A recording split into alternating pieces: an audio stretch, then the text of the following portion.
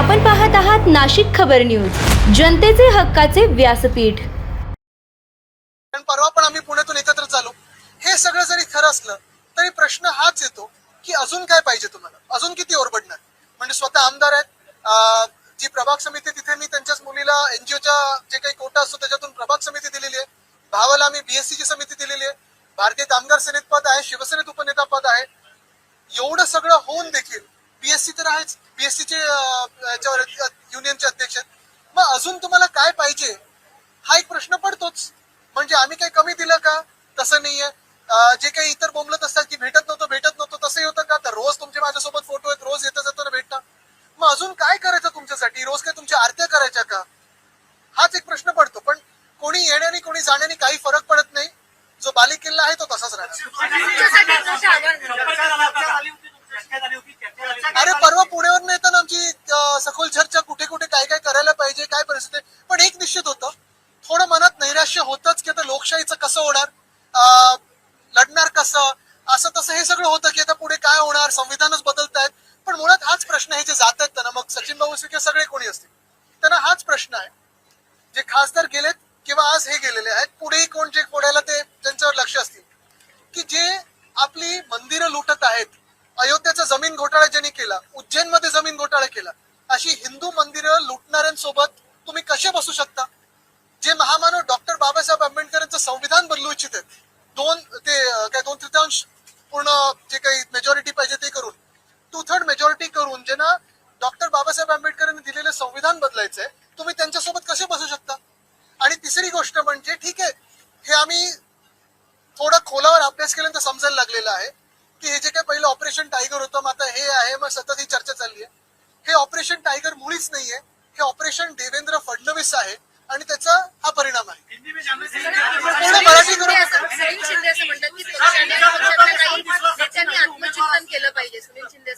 मला वाटतं एक महत्वाची हीच गोष्ट आहे की ऑपरेशन देवेंद्र फडणवीस आहे आणि ज्यांना ज्यांना समजतंय त्यांना हे कळतंय, जे कोणाला माहिती नाही करते।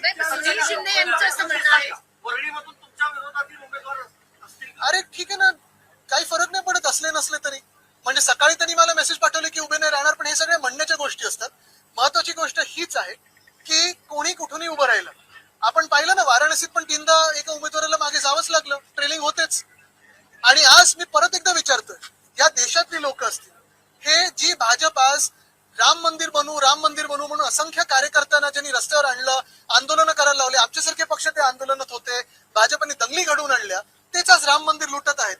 आज दुसरी गोष्ट, हाच एक महत्वाचा प्रश्न पडतो की भाजपच्या कार्यकर्त्यांना आणि संघाच्या कार्यकर्त्यांना माझा सवाल आहे की एवढे सगळे लोक तुम्ही डोक्यावर बसून आज परत एकदा उपसभापती पदावर बसवले, का नाही कोणी भाजपचा कार्यकर्ता तिथे बसलेला आहे? जे 25-30 वर्ष घरदार सोडून भाजपसाठी प्रचार करतात, त्यांना बाजूला ठेवून तुम्ही हे उपरे बसवताय तुमच्या डोक्यावर, कसं चालतंय तुम्हाला? हे भाजपने विचार केला पाहिजे। आणि म्हणून पुन्हा एकदा बोलतो की ऑपरेशन टायगर नाही, तर ऑपरेशन देवेंद्र फडणवीस आहे, त्याच्यात आम्ही कोलॅटरल जी काही योग्य कारवाई असेल ती आम्ही केल्याशिवाय राहणार नाही। पण दुसरी गोष्ट पुन्हा एकदा मी तुम्हाला विचारतो, भाजपचे कार्यकर्ते आज जे वर्षानुवर्ष काम करत घरदार सोडून इथपर्यंत पोहोचले आहेत, त्यांना काय उच्च पद मिळत नाहीत? एवढी सत्ता असताना, खालती 130 136 त्यांचे आमदार आहेत, तरी देखील का नाही सत्ता मिळत? का सत्तेपासून दूर ठेवलं जातं? का तुम्हाला बाहेरचे लोक लागतात? एक तर तुमच्याकडे टॅलेंट नसेल किंवा तुमच्या कार्यकर्त्यांना पुढे आणायचं नसेल। शिवसेना ही सत्ता पक्षांना संपवायची का मग वरळी पुढचे आमच्या तिकडचे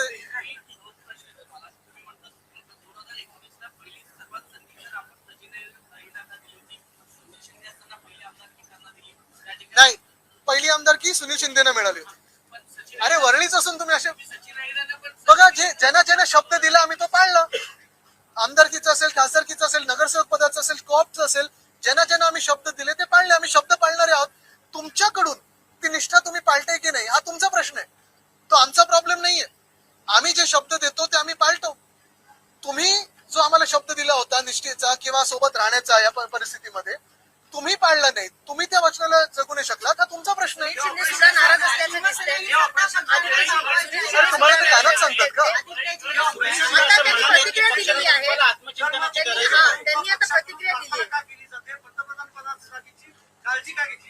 निश्चितपणे काळजी आहे। जर काल पण